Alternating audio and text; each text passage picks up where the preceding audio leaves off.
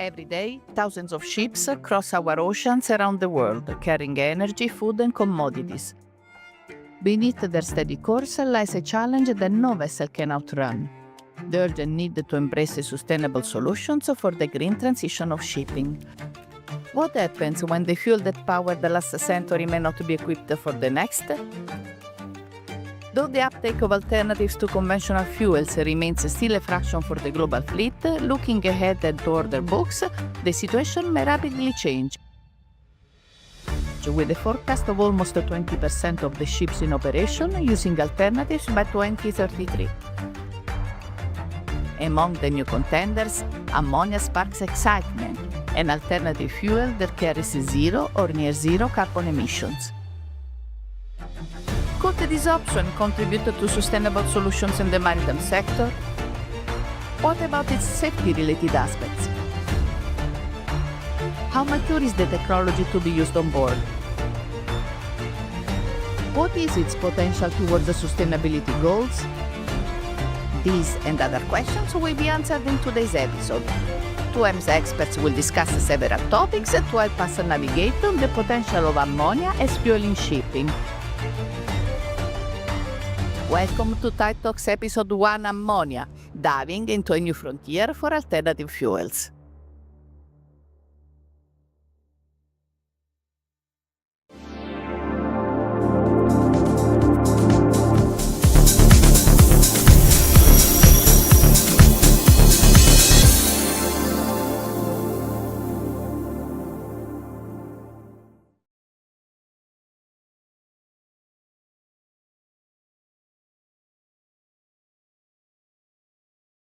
Hello and good morning, everyone.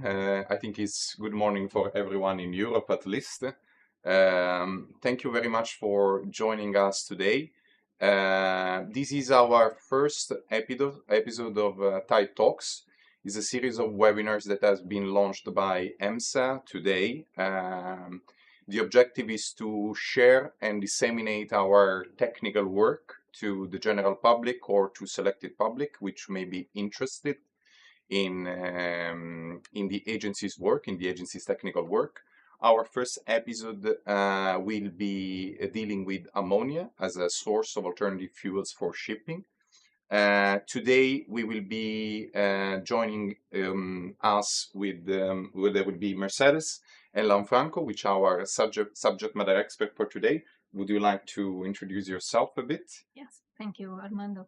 Mercedes Garcia. I'm working EMSA in the sustainability area, dealing with alternative fuels and air emissions mainly. And Lanfranco? Lanfranco Benedetti, Ship Safety. So thank you very much to both of you for being with us today, and thank you to all the participants for joining us to this first episode. So just to go through a bit the agenda of today, the webinar will last approximately 1 hour. We will delve into the issue of the legislative, let's say, framework that underpins the need for alternative fuels. We will look at it from an international point of view and a European point of view, very briefly. Then we will touch upon ammonia from the sustainability point of view. So how sustainable is the fuel, and what are the benefits of using it as a fuel for the maritime industry. And then with Lanfranco, we'll go a bit more to the safety aspect of using ammonia as fuels on ships. And then we will have some closing remarks, both from the both of you, and we will close the webinar. So I will try to delve into the issues of today. First of all, we will start with the legislative domain. So I want to know from Mercedes a bit, what is the legislative framework that underpins the same need of alternative fuels in general?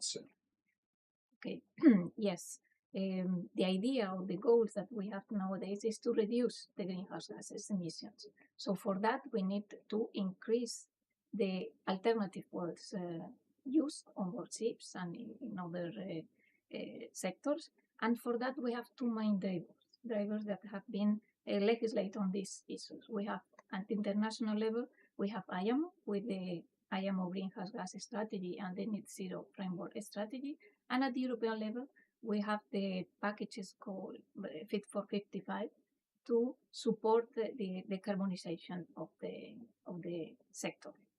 And if you agree, can we just take a look at both of them, like briefly? Let's start a bit with the international level, which is really focused on maritime, and then maybe we'll have a look also at the European framework. Okay. At the international level, as I mentioned, we have the IMO strategy, and the IMO strategy for greenhouse gas reductions has been fixed several steps. First step will be to reduce the CO2 emissions from the ships by 40% in 2030 if we compare with the emissions from the maritime sector in 2008. The second step will be to reduce generally the greenhouse gas emissions from the ships in 2040, trying to reduce this by 70%, 80% in comparison with the emissions of the shipping transport in 2008. At the same time, there is a need to increase the uptake of alternative fuels, and in that regard, the goals of the greenhouse gas strategy from IMO says that at least between 5 and 10% of the fuels used in the maritime transport will be from alternative fuels, let's say, to reduce the greenhouse gas emissions, with the aim that at the end, by 2050, the maritime transport will be near to zero in greenhouse gas emissions. And we had the possibility of looking a bit on the screen, let's say the overview of the IMO, let's say goals until 2050. And now, giving it, thank you for the overview on the international level. What happens at the European level? So you mentioned the EU Fit for 55. Yes, at the European level, the European Commission has committed themselves to be neutral, zero emissions by 2050. And for that, we have these packages of legislation that on one side, these packages is applicable to all the sectors, but also to the maritime sector. And we have two different types of legislation under these packages. We have legislation that promote the use of alternative fuel and promote the generation of the infrastructure for that. And we have also another pieces of legislation that what are doing is to, let's say, try to reduce the use of conventional fuels in order to decrease the emissions. Yeah. We can take a look also on screen about this legislation. Maybe we can just go briefly around those. We can see that there is like a scheme of two registration on top, and at the center, let's say, there is the Fuel EU Maritime. What is important to mention is that the Fit for 55 package is the legislation that it's let's say a bit more omni-comprehensive compared to the IMO. Obviously, IMO focuses a bit more on maritime itself, while the Fit for 55 is very broad. So maritime is one part of the strategy. So can you explain a bit more what are the different pieces of legislation for maritime under the Fit for 55? We have two pieces of legislation related with the infrastructure and the renewable fuels. We have the alternative fuels infrastructure regulation that mandates what affect to the maritime is that mandate to ports to be prepared to supply alternative fuels in the near future. And one specific request under this regulation is that ports, member states with ports that will supply energy to containers and cruise ships has to be prepared for provide them onshore electricity when they were at there. And also they have to be prepared to supply other types of alternative fuels like hydrogen and ammonia. We have also the Renewable Energy Directive that it promotes the use of alternative fuels or not conventional fuels. And what is important from this directive in the maritime sector, that this directive, let's say, want to increase the amount of oil that from this is a little bit tricky. This is the renewable fuels of non-biological origin has to be increased by 1% in European ports by 2030. So there will be a need for the ports to be prepared for provide this type of fuel. fuels. So we have two pieces of legislation that will provide the infrastructure and the fuels, and we have two other pieces of legislation that will try to reduce the CO2 and the greenhouse emission from the ships. We have the emission traded scheme that was already in place since 2005 in the European Union for all the sectors, but it was applicable for the maritime sectors at the beginning of 2024. And this legislation established a limit in the CO2 emissions, considering only from ton to wake in the emissions of the ships. There is a limit, and if the ship goes over the limit, they will have to pay. We have, on the other hand, the EU Maritime, applicable to the shipping industry since the beginning of this year, 2025, which sets also limits, but for the total greenhouse emissions of the ships, and considering the whole chain from well to tank, not only the CO2 emissions, but the full chain. And this piece of legislation also have an important piece part here that obliges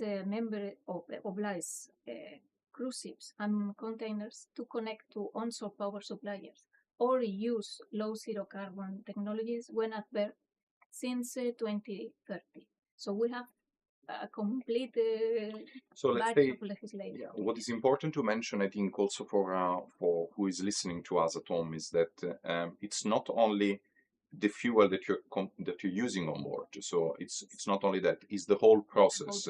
It's from the extraction to the transport to the bunkering up to the actual use, or what happens when you are in port. So it's very omnicomprehensive, and I think that this is it's a very important difference, or not really a difference, but a very important, let's say, paradigm to understand and to grasp. Now, I want to shift, since still in the domain of the, let's say, of legislation, I want to shift a bit to Lanfranco. When it comes to safety legislation, what do we have out there when it comes to alternative fuels or ammonia specifically? Yeah, well, as we all know, ammonia is produced, transported, used since more than 100 years. And of course, you can expect that there is a lot of experience out there from the side of the industry. And this goes with safety provisions and legislations. If we want to stay one moment at the European level, there are several pieces of legislation that involve ammonia, although there is not one single piece of legislation that addresses only ammonia. We have the ATEX directive, the dangerous transport of goods, standards like the N378. However, maybe here for time reason, it might be relevant to cite the Seveso directive, if I'm not mistaken, is 2012-18, which sets provisions for producers of ammonia, that is therefore classified as a dangerous chemical. And then there are provisions for the producers up to depending on the quotes of the quantity of the ammonia that they produce, to implement certain safety strategies and measures. The Seveso directive is somehow relevant also because contains in nuce all the elements that then have been developed more specifically, as we will see, for the maritime sector. I think that what is important also to, let's say, to crystallize a bit in the mind, on our mind, and whoever is listening, is that It's all encapsulated in what you said. Ammonia has been used for more than 100 years. Has been used as a chemical, as a fertilizer, as a refrigerant. So there is a lot of experience already from the land-based industry on how to treat and how to produce, on how to transport ammonia, on how to use ammonia. Obviously, that has to be translated into the maritime sector. Would ammonia be used as fuel? But we'll go into that in a second. What I wanted to ask still on the legislative domain, what you mentioned specifically, the Seveso Directive is obviously more focused on land-based industry. What happens at the maritime level? Is there already something out there that can give us an idea of the use of ammonia as fuel? There was and there is. It's the IGC code that was dedicated to the transport of ammonia as a good, with some limitation that have been removed, but we want to go into that direction now. However, this year, 25, if I'm not mistaken, the IMO issued a draft interim guidelines on the safe use of ammonia as a fuel this time. So now ammonia can be freely used as a fuel on board of ships. These are draft interim guidelines, meaning that they are not yet mandatory. They might become mandatory in the next SOLAS cycle, to be seen. Now we are in what is called the experience building phase, so to say, to get feedback and see how these guidelines are effectively working and being implemented. The guidelines are built on the structure and the safety concept of the IGF code. That is the traditional maritime safety concept. So we have passive safety, mitigation layers, detection, mitigating the dangerous occurrence, and as a last line of resource, the personal protective equipment. And these guidelines do not differ from this type of philosophy. They are goal-based, meaning that they set overall high-level goals, then there are functional requirements, going deeper, closer to the technology with some prescriptive requirement where it was possible for certain chapters of this directive.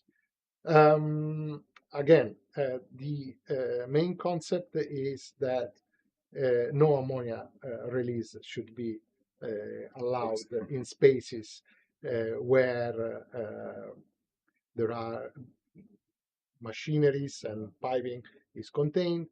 No one single failure should lead to leak of ammonia in such spaces. This, of course, entails the notion that you must have mitigation barriers. So, for example, around piping, double piping with an inerted atmosphere in between. And that this is a very simple concept. Yeah, for the time being, I would stop here. Yes. This is a very good overview. I mean, we are still in the legislative domain. We will delve a bit more into some of the safety aspects, especially when we explore a bit the different type of concepts that are around ammonia, not only the chemical characteristics, but also the different type of philosophy for safety, let's say, reason and design that a vessel can have in order to avoid these issues. I want to go back 1 second to Mercedes. Because obviously so far we understood that the overall goal at the legislative level, leaving a bit aside the safety for the time being, just focusing on the sustainability, is to reduce emissions and reduce greenhouse gases emissions. Now, I want to go a bit more into the properties of ammonia as a potential fuel that could reduce these emissions and go towards the goal of the Fit for 55 package and the IMO strategy. Could you just tell us how ammonia fits into the picture? Yes, as you mentioned, the aim is to reduce emissions. And if we look into ammonia, ammonia is nitrogen and hydrogen. So there is no carbon, there is no sulfur in there. So it's a very good candidate if we take into account the emissions from the point of view of the emissions. If we compare the emissions with other fuels, with conventional fuels or LNG, there's almost nothing. So it's a very good candidate for that. The only emissions that we can have it will be very, very low related with pilot fuel, because we need some quantity of pilot fuel for the combustion of the ammonia, because alone it cannot be burned. So we need a small quantity of pilot fuel, and from that pilot fuel we will have some emissions. But in general, ammonia is a very good candidate. So you were mentioning the comparison between ammonia and the other fuels. On screen, very soon we will see a table, and I want to analyze it a bit with you, with basically ammonia compared to the other fuels. And the reason why it is a good, let's say, candidate, as we were mentioning, is that if you can see from the table, you have the whole comparison. Mercedes, Yes, I'm taking your role, but can you go us through a bit? Yes, like as we can see in the table, there is no sulfur emissions, no carbon, volatile organic components and particles are also no present. So we can see in red, okay, we have NO2, but we can talk about this later. But we have in orange only the NOx emissions that are related with the engine function and temperature and how it works. And to reduce these NOx emissions, that must be also, let's say, a problem, or it has to be controlled under the IMO NOx code, we can use the selective catalytic reduction systems. So it's not really a big problem, because there are things that we can do to reduce it. Thank you very much. I want to focus just a second on the nitrous oxide emissions, which we can see in red in the right hand column. You can see basically only one voice is red, which is nitrous oxide. So as far as I know, and from what I read from the EMSA study on ammonia, which, by the way, if you want, you can find on the EMSA website, nitrous oxide emissions are quite high when it comes to global warming potential. Is this a concern in the use of ammonia? Yeah, this is the main concern, let's say, in the use of ammonia, because as you mentioned, N2O is a potent greenhouse gas. So there is a need to control this, but nowadays we don't have a lot of experience on how the engines are going to work and all these things. And it seems that the release of N2O is related with the not with the ammonia combustion, when the ammonia is not fully burned. So it produces this component. So in the design of the engines, this can be controlled to reduce, let's say, the potential emissions of N2O. Okay, so this is important. Like one of the main, let's say, factor that could create an issue in the use of ammonia can be solved from a design point of view. With it's an engine design, from an engine design point of view. I just want to go 1 second back to what you said about the use of pilot fuel. What does that mean specifically for? In the sustainability. Exactly, in the sustainability point of view. And Yes. also it goes back a bit to the chemical characteristics of ammonia. Yes. One of the properties of the ammonia is that it's very difficult to for explosion. It needs a high quantity of energy. So to avoid this, we need to burn it in an engine, we need a small quantity of pilot fuel. Conventional fuel could be. And from the information that we have from the engine manufacturers, the amount of pilot fuel would be around 5%. So again, we will have emissions for this pilot fuel, but we will have only emissions for 5% of the fuel use, not for the 100%. So the emissions will be very, very low. And if for this, if we use an alternative fuel like a biofuels or another low carbon fuel for use as pilot fuel, then we will reduce the emissions very, very much. So at the end, In the end, it depends what type of pilot fuel we use We use. to burn To burn, ammonia. yes. So also the type of emissions related to this pilot fuel depends on. Depends on It the cannot type of be calculated or let's say estimated Yeah, but beforehand. we are talking about 5%. Small quantities, small so quantity. it's very low. Thank you very much for this. I think that this is also an important key message to Yes. pass about. Also, the emission related to the pilot fuel are very limited compared to the overall use of conventional. ammonia of the convention or compared to the conventional use. Conventional. Yes, absolutely. We have mentioned several times that, especially with Lanfranco, about the fact that ammonia is commonly used more than 100 years. I will repeat several times throughout the webinars. So a lot of experience in the industry about this. When it comes to the production of ammonia, we hear a lot about, and this is very present in the study published by EMSA, what is called gray ammonia. And I would like to explore a bit with you what are these technical, non-technical terms that we use, like gray ammonia, blue ammonia, and green ammonia, and how those fit into the picture of what we are discussing today. Okay. Yeah, when we talk about green, blue, and gray ammonia, we are talking about how we produce the ammonia, because as you mentioned, we will count the emissions from the well to tank. So it's important how you produce, or that will increase or not increase the greenhouse emissions from the ammonia. So when we talk about green ammonia, we are talking about ammonia that is produced using green electricity. If we talk about gray ammonia, we are talking about ammonia that is produced using conventional fuels such as natural gas, for instance. So it's a fossil fuel, so it will be gray ammonia. But if we use that conventional fuel or fossil fuel, but we use a system to capture the carbon and CO2 emissions, then we will have blue ammonia. So blue ammonia will be an intermediate solution. Gray is the worst in terms of sustainability, and green will be the best. So. And on screen, actually, we are seeing, I think, the production of green ammonia, no? Yes. From the production of hydrogen from renewable energy. So that would be the favorable solution to produce. To produce. Yeah, because for producing ammonia, we need water and we need air. We need hydrogen that we take it usually from water.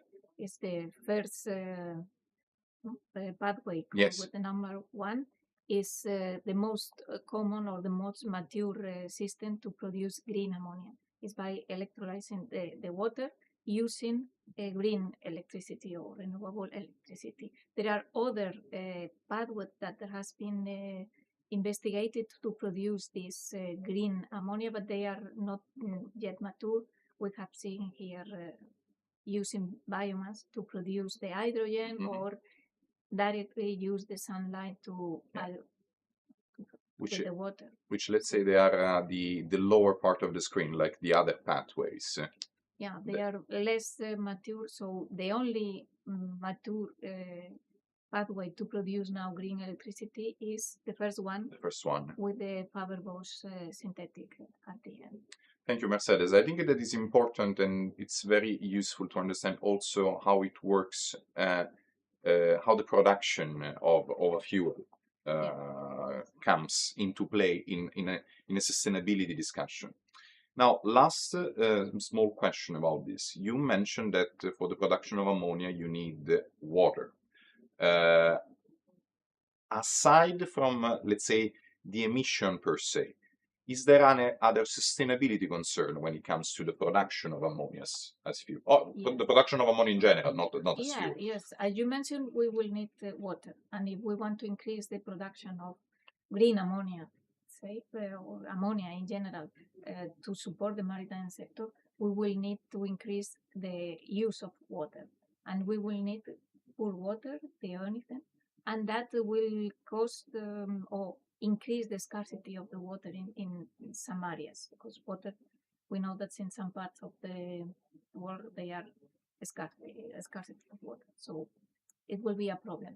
We can use seawater using the desalinizator. But in that case, if we release the brines from this process to the ocean again, that could be also not good for the environment, and it could be harmful for the species in the maritime environment.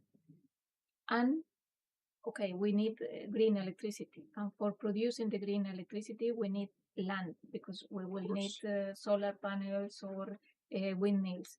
So here the problem is if we change the use of the land. If we are using lands that previously were using for agriculture, for crops and so on, we are changing the use, and that will be not sustainable at all. So there are some things related to sustainability and how to produce Of course. that are not, we'll have to take into account also. Yeah, I think that the message that we want to pass as well is that when it comes to sustainability considerations that are made, it's really taking into consideration the whole process. And thank you very much for this. It gives us a bit of an overview of also what are the different, let's say, aspects to take into consideration when it comes to this. I just wanted to tell all of you one thing that I forgot at the beginning. If you want to ask any questions, please use the YouTube chat. We will be able to have like 10-15 minutes at the end of the session where we can answer some of your questions if you have any curiosities or curiosities, I think that to correspond to what we can do. Lanfranco, I just wanted to touch upon a bit. Again, we mentioned that ammonia is very known compound.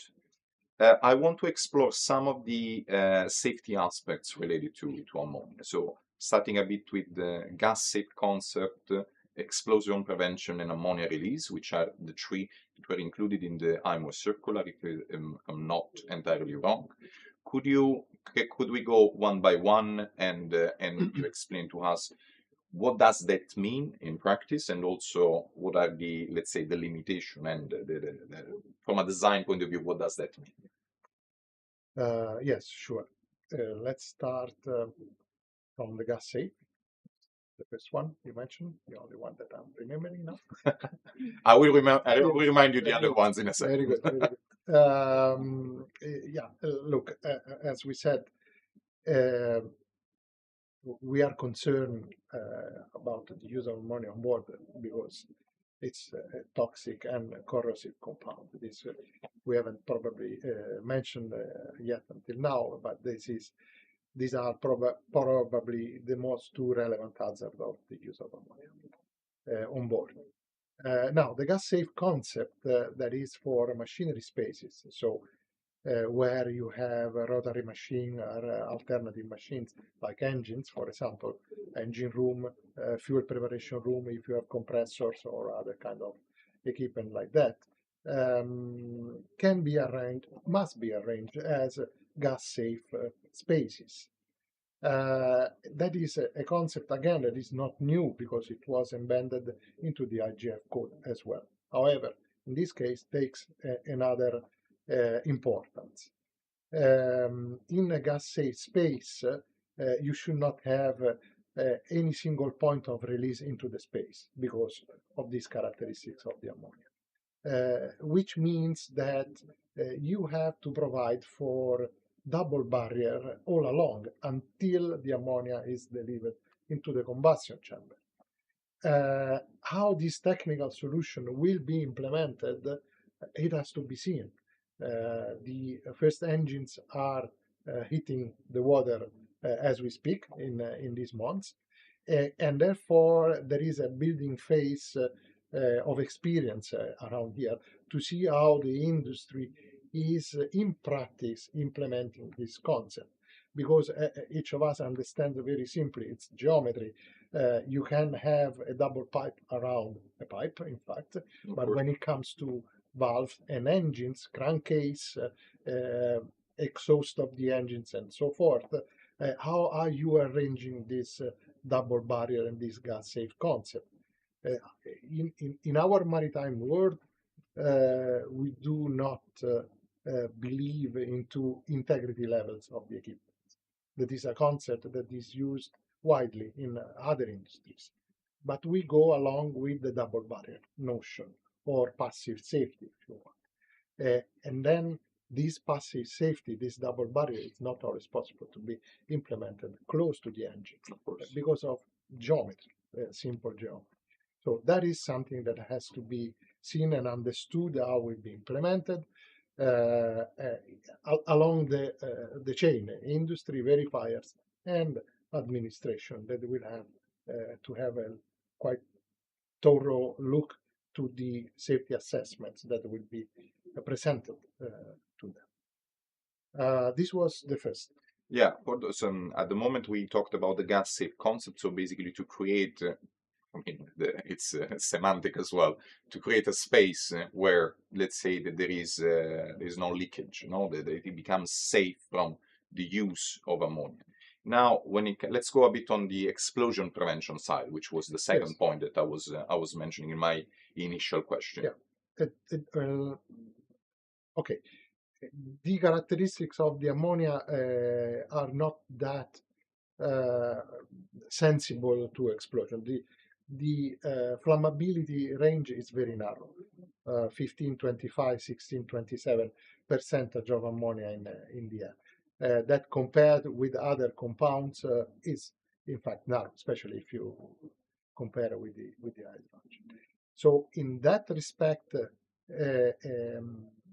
the explosion is not the first of the problems that you have when you are managing ammonia. However, should you have a leak of ammonia of that entity, exactly, you should provide for a good ventilation strategy and air changes in the space, not to reach that level of concentration of ammonia, because then at that point can become explosive, can in fact go on fire, even if you have machinery that are designed for that.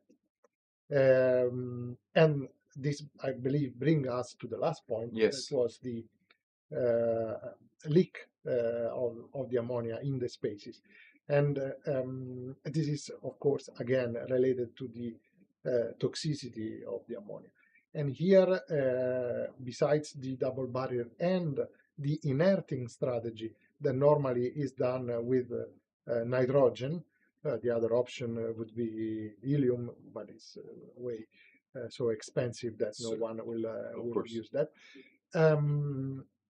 You must have in place detection systems. These detection systems need to react rapidly to the leak of ammonia to avoid that the concentration of ammonia reaches values that are dangerous for the human health and that do not fall in the flammability range that we just discussed. And we will take a look at this a bit more in detail in a while, because at the moment I just wanted to cover more the design part. So basically, Yes. how a ship would be different, let's say, from a ship using conventional fuel. Do you have any last word with this regard? Like, in a nutshell, what would be the main differences from a design point of view between ship using conventional fuel and ship using ammonia? Well, the design, it's profoundly different. The implementation of the guidelines, or the IMO guideline 1687, requires all this set of mitigation layers. The fact that ammonia releases are not allowed in normal conditions, that are allowed in foreseeable emergency but controllable situation, but through in ammonia release mitigation system, where you have the concentration of 110 that should go nowhere close to spaces where there is active human worker, control station, machinery spaces, and contiguous spaces, and that are allowed instead only for catastrophic emergencies, release in the air through the vent mass system. This has profound implication on the design of the ship throughout, from the storage tanks up to the vent mast. So it is very interesting because we start to understand how different can be. Where we've seen ships designed in a certain way for decades, and then we see how, with the use of alternative fuels, some of these design they are profoundly changing the structure of the ship, or especially the engine room of a ship. Lanfranco was mentioning that just now and in the next years, the first ships using ammonia are hitting the water. Do we have some numbers or statistics with that regard? Yes, we have some numbers. And as Lanfranco said, there is the first ammonia fuel ship was in operation in August 2024. It was a small tug working in the Tokyo Bay. Okay. So at least there is one. I think that nowadays there are 4 tugs working on ammonia. But the first ocean-going ship will be built during this next year in a Japanese shipyard. It will be an ammonia carrier, and it will be delivered by the end of 2026. So we will see at least one commercial big ship in the near future. And if we see here the numbers that we have in the screen, there are a lot of ammonia-ready vessels.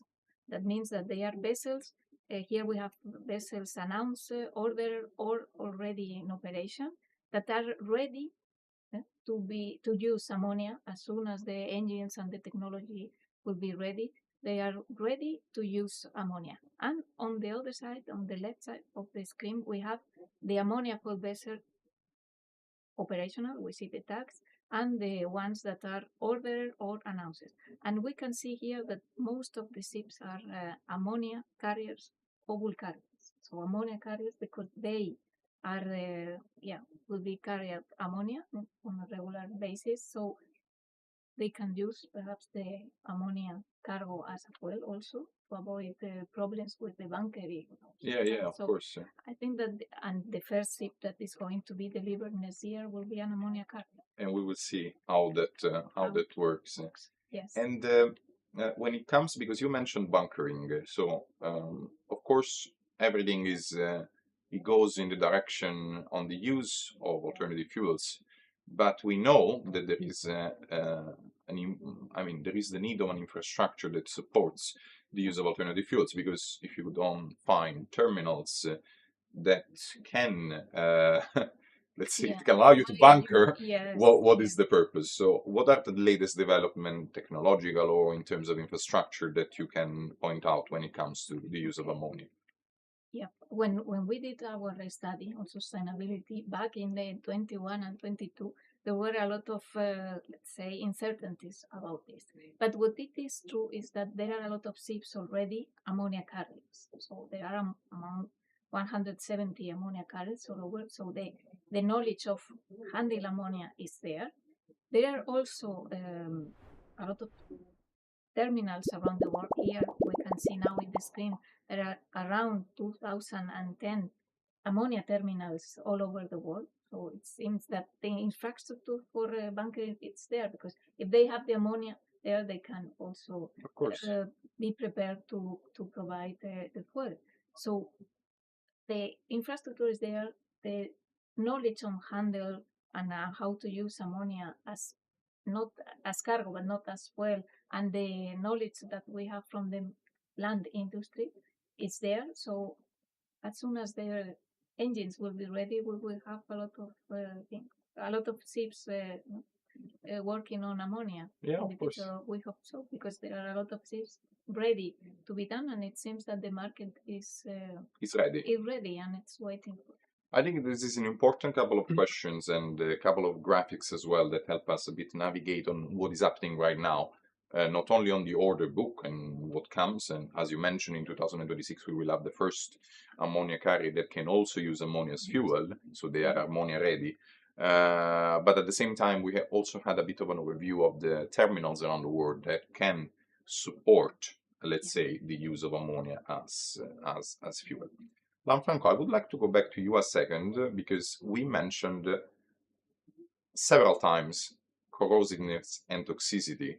And I just wanted to explore first a bit what are the chemical characteristics of the compound, of ammonia, and then I will ask you some more related questions really to toxicity and corrosiveness. Could you give us an overview of the chemical, let's say, the main characteristic of ammonia, which are relevant for the discussion today? Yes, let's try to say some words around this. Okay, the ammonia chemical formula is very simple.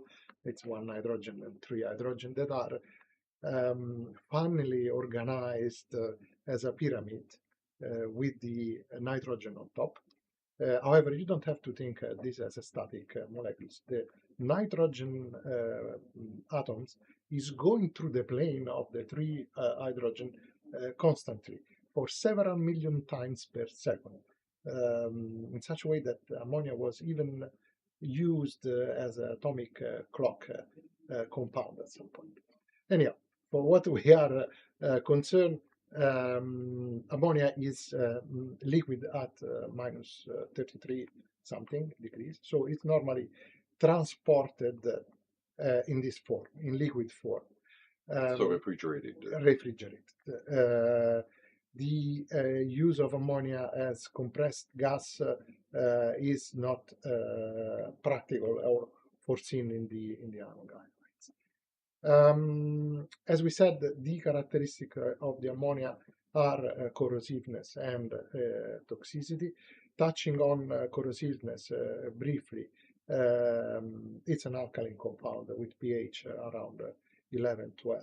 And it behaves very badly with several materials and in presence of humidity. For example, in presence of humidity can attack brass and copper. Liquid ammonia reacts violently with water.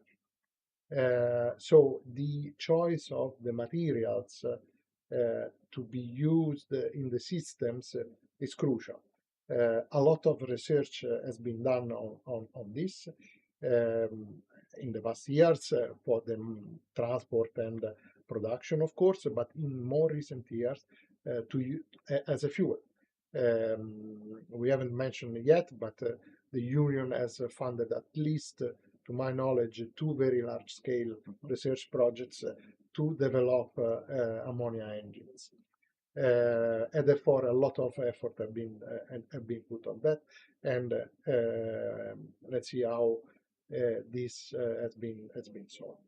In terms of toxicity, there are plenty of regulations worldwide. Each region has its own set of rules.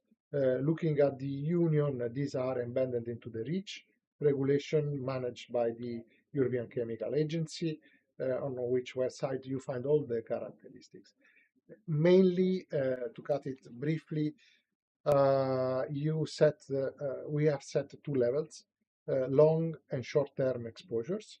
The long-term exposures in a average period of 8 hours is around 20 ppm, part per million. While the short-term exposures, 15 minutes, is 50. These two levels are below these two levels, exposure is believed to be safe. Then there are several other values that are identified in the IMO guidelines, for example.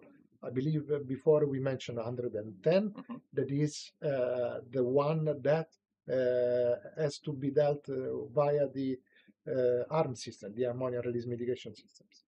And the 220 or around, that is the value that must be guaranteed by the dispersion analysis, that this is never reached where there are active operations or possible exposures of people. Of course, we will go into dispersion analysis in a second, but on screen we have a very interesting slide that tells us the level, how with small level of ammonia how that could Yes. react with human beings. Yes. Could you walk us through very quickly Yes, about it? we have to thank for these figures SGMF in first place. Let's just go to the first and to the last. We mentioned 20 ppm in European legislation.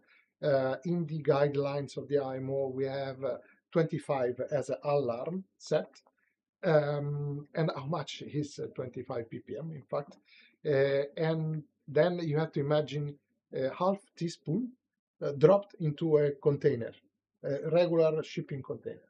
This is 25 ppm atmosphere already. So half teaspoon and you get to the 25. And it's where the alarm rings on the spaces on board the ship. But then if we go to the last 420 milliliters, it's approximately your big soft drink bottle, and that is fatal. It's 5,000 ppm, and this is immediately fatal to human. Again, in In a space of a container. in a space of a container, in a volume of a container.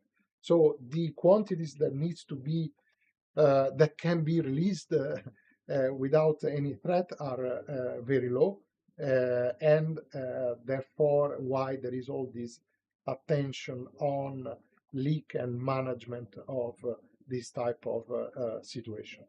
So much that the legislator felt the need to introduce a chapter in the guidelines that is called 12 bis, where these toxicity areas and spaces are identified and labeled, and they have to respect certain characteristics. You were mentioning about dispersion analysis before, so I believe I wanted to touch upon a bit what happens when there is discussed extensively about what happens when there is a leak inside a closed space. I just wanted to know, to pick your brain a bit on what is the latest, let's say, research outcomes or anything that you can tell us what happens if there is a leak outside. Yes, well, the physics is the same, doesn't change. It's Navier-Stokes with all its complication. But let's do a step back. Dispersion analysis that is embedded in the guidelines becomes an essential feature, safety feature in the analysis and the risk assessment of the ammonia on board. Because through the dispersion analysis, you must be able to reliably identify the spaces that may undergo two situations where the ammonia levels are above the limits. There are various models. The simplest one is so-called Gaussian model, where basically you assume that the dispersion of the ammonia goes like a Gaussian curve in the various direction, and then you can draw up some conclusion. However, this is too simplistic. It's not used. The geometry can the complex geometry that we have on board doesn't fit for this. So basically, all these models are computational fluid dynamics, RANs, and there are several models out there, each with different characteristics. We have this analysis in our reports on our website. Then those that are interested can go through that. Of course, this dispersion analysis needs to be carefully used. The boundary condition that you have to use must be credible. The scenarios to which you are going to apply the dispersion analysis as well. Scenarios means I have a leak of this size, and the quantity of ammonia that I'm going to disperse into the space is this, because my emergency shutdown has taken action in 5 seconds, and the ammonia that I have in This the is the pipes. quantity that I know that this is the quantity that I released. And there are several, hundreds of scenarios that needs to be run through and through the dispersion analysis. So that becomes Oh, here on the screen, we see one of these examples. This is a time sequence, ship-to-ship bunkering of ammonia at a port. You see the small bunker ship and the big one. And there is a scenario that has been drawn up, pinhole rupture, a release of 0.2 kilos of 200 grams of ammonia with a landward wind of 2 meters per second, leakage of 60 seconds before the emergency shutdown comes into force, into place. We imagined a circular hole of 12 millimeters and humidity, very important as well, of 70%. And then you see the evolution after 20 seconds up to 400 seconds when the cloud of ammonia is totally dispersed and there is no more concentration of above 25 parts per million nowhere. And this is what should be done. This is one scenario, one type of situation. Already for bunkering situation, we have hundreds of different possible scenarios, and you have to go through this to prepare the land side and the onboard side. The same type of analysis need to be run into the machinery space and in other space where the ammonia is passing. Thank you, Lanfranco. And we had a bit of an overview about the majority of the safety aspects that are related to the use of ammonia. What are the sustainability drawbacks? What are the sustainability benefits of using ammonia? We have now a clear picture. I just want to just summarize if there is any other concern or any other consideration that a ship owner needs to make in the use of ammonia as fuel. Yes, we have been talking about the corrosivity, toxicity, the need of pilot oil because of the low flammability of the ammonia. But there is also another characteristic that is very important, is the energy density. If we compare ammonia with conventional fuels, the energy of ammonia is 3 times less than conventional fuels. So that means that you need 3 times more oil for produce the same energy. Okay. So for a ship owner, it means that they need 3 times more space for bunker. And that means to reduce the cargo space, which will not be a very good solution. So we think that the solution will be to bunker more frequently. So this is something that the ship owners need to take into account. Might need to consider. Yes, when they designed the ship or when they were doing the calculation of the voyage and the oil that they need for that food. So it's something important. I was just remembering because we were just mentioning with Lanfranco the let's say atmospheric spill, Yes. if we can call it that way. What happens if we have an accident or there is a spill of ammonia in the water? We said that it reacts with water. We said it before, but what does that actually mean from a pollution prevention point of view, or from? Yeah, well, in the same way that the ammonia is toxic in the air for the human people, it's toxic also in water for the ocean living beings, for the maritime species.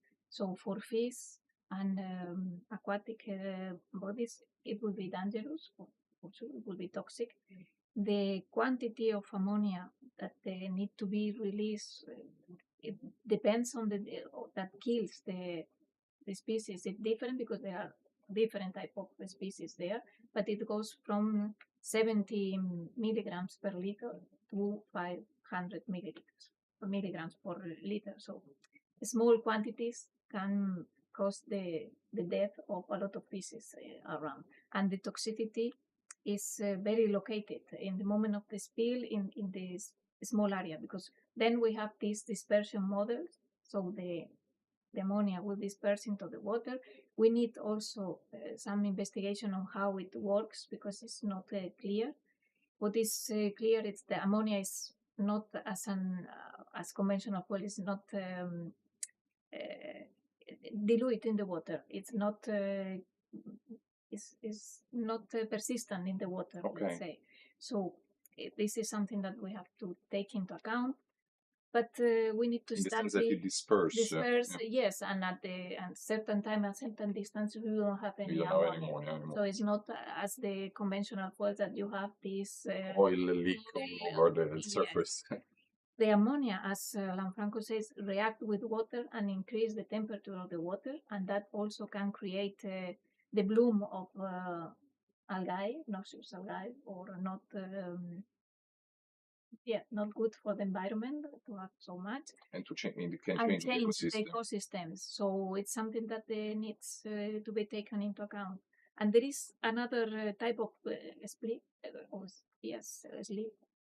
If the ammonia is in the middle between in the surface of the water, they can create also a cloud, and how to this cloud is going to work is something that needs also to be investigated, because it will be important to know about this for the emergency services going to the ship. So there is a need for further investigate on how ammonia spills will be affected, all these response.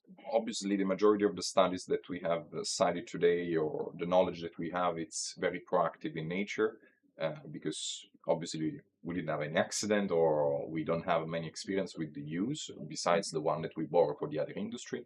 But at the same time, we borrow a bit from the ships using fuel or carrying other substances like LNG or any gaseous compound that can also borrow some lessons learned to ammonia. But obviously, this is all something that we need to see. Before going to the last question and doing the closing remark, I just want to remind everyone that if you want to post some questions, do it now so that we have the time to take a look at them before we finish. Last question before the closing remarks is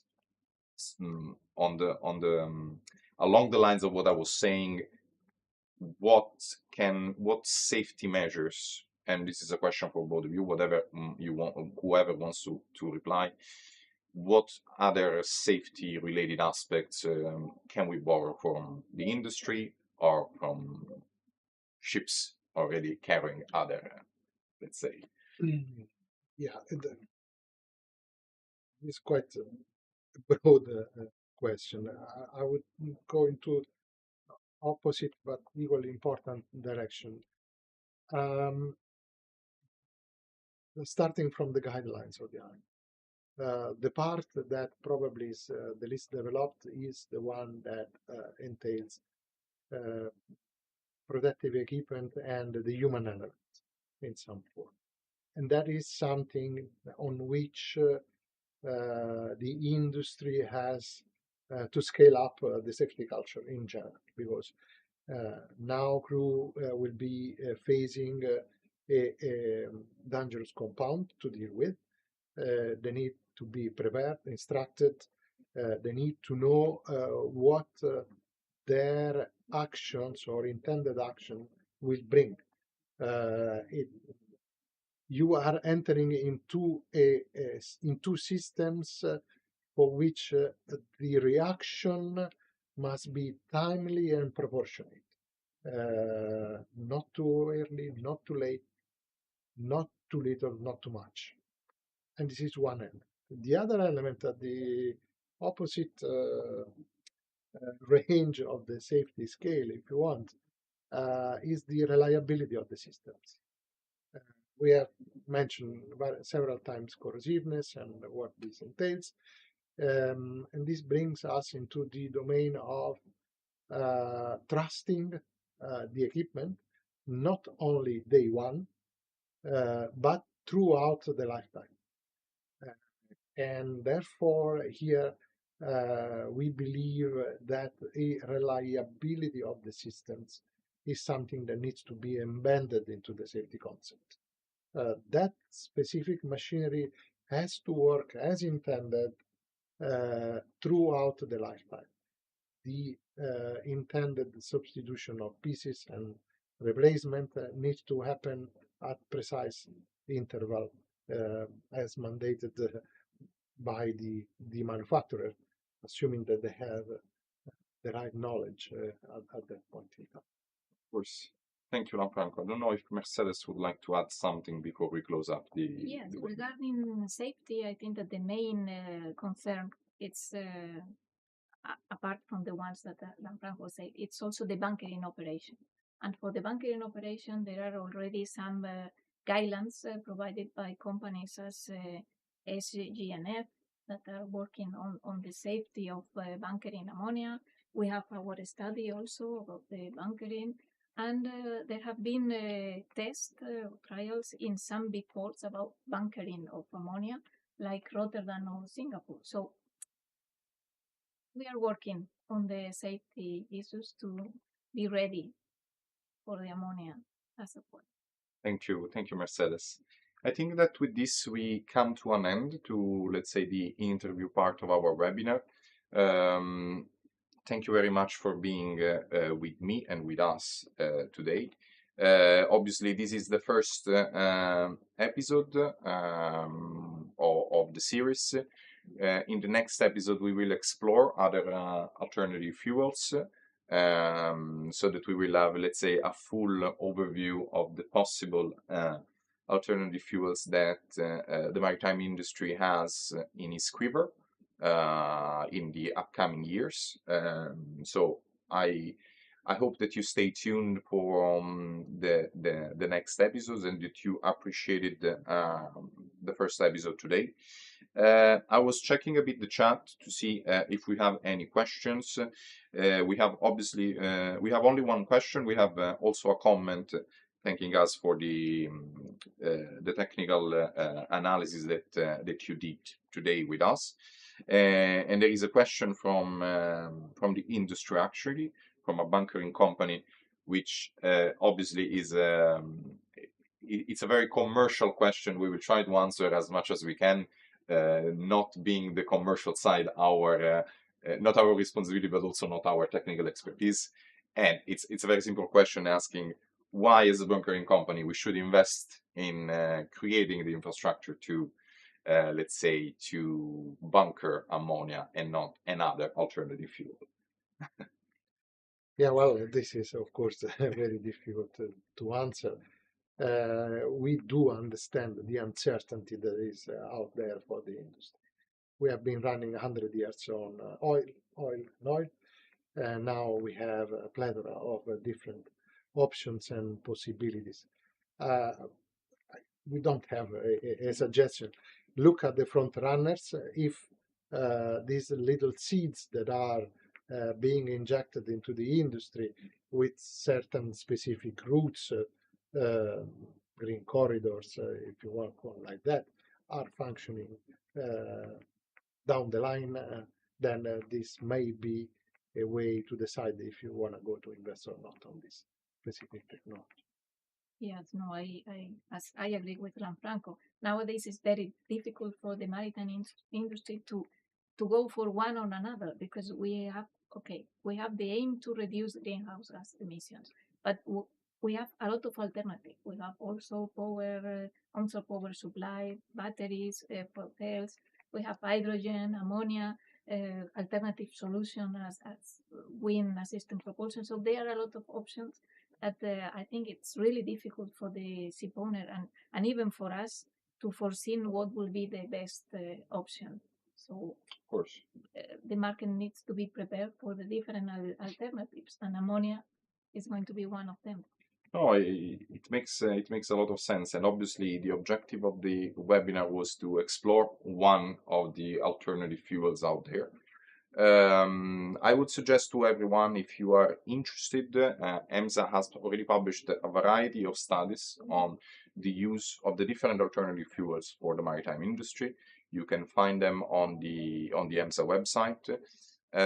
Also, if you have a curiosity of EMSA exploring any other topic for future webinars, or you have interested in a specific fuel or any safety related aspects of our work, please send an email to academy.helpdesk@emsa.europa.eu so that we can take a look and we can, let's say, plan for specific ad hoc webinars on that specific topic. For the time being, I want to thank very much both of you, to Mercedes and Lanfranco from being with us today. It has been a pleasure to having the possibility of going through the different aspects of ammonia. I also learned a lot. I have to be honest, on many aspects I was not aware. So reading the studies and listening to the both of you really enlightened me on a wide variety of aspects, which I hope that we did the same for you at home. Stay tuned. The episode will be published on YouTube, so you will be accessible to everyone. You can spread the word. And again, thank you very much for your attention and for being with us today. And thank you, Mercedes and Lanfranco.